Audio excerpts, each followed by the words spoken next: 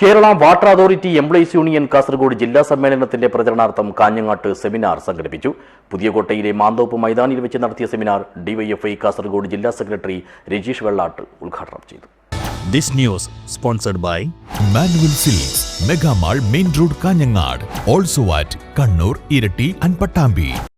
ഫെബ്രുവരി 25-ന് കാസർഗോഡ് വെച്ച് നടക്കുന്ന Kerala water authority employees union CITU Kasaragod ജില്ലാ സമ്മേളനത്തിന്റെ പ്രചരണ പരിപാടികളുടെ ഭാഗമായിട്ടാണ് കാഞ്ഞങ്ങാട്ട് സെമിനാർ സംഘടിപ്പിച്ചത്.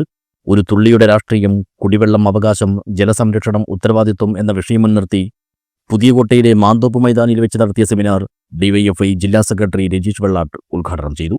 തുള്ളിയുടെ രാഷ്ട്രീയമാണ് Kerala water authority union employees union സമ്മേളനത്തിൻ്റെ ഭാഗമായി മുന്നോട്ട് വെക്കുന്ന സെമിനാർ.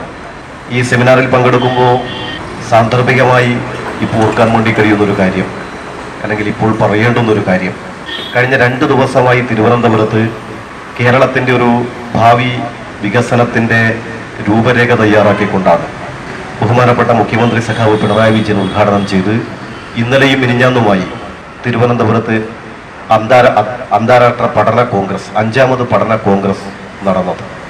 ആ പഠന കോൺഗ്രസിൻ്റെ ഉദ്ഘാടന പ്രസംഗത്തിൽ കേരളത്തിൻ്റെ ആരാധ്യനായ മുഖ്യമന്ത്രി സഖാവ് പിണറായി പറഞ്ഞ ഏറ്റവും പ്രസക്തമായൊരു കാര്യം, കേരളത്തിലെ ഏതു ജലസ്രോതസ്സിൽ നിന്നും കൈക്കുമ്പിളിൽ വെള്ളം കോരിയെടുത്ത് കുടിക്കാൻ വേണ്ടി കഴിയുന്ന നിലയിൽ നമ്മുടെ ജലസ്രോതസ്സുകളെ മാറ്റണം എന്നാണ്.